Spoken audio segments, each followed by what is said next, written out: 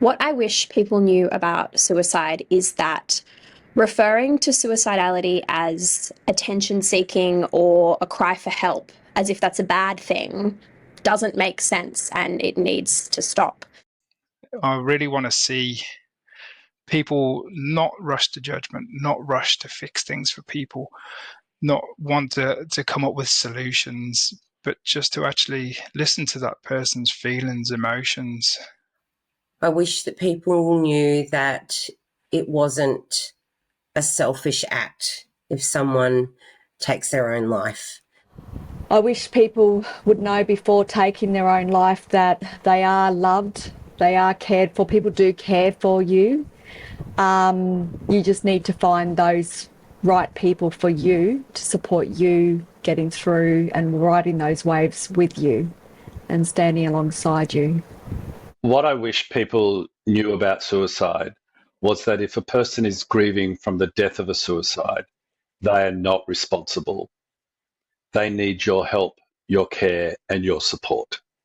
Suicide grief is very complicated and it is very misunderstood.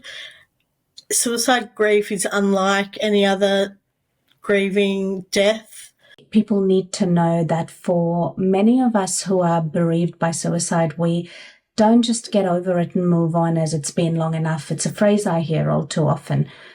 I wish people knew that suicide is a complex, systemic issue that demands action across our entire community. It's not just about responding to and supporting people after they experience suicidal ideation. It's about building a system that prevents these crises in the first place.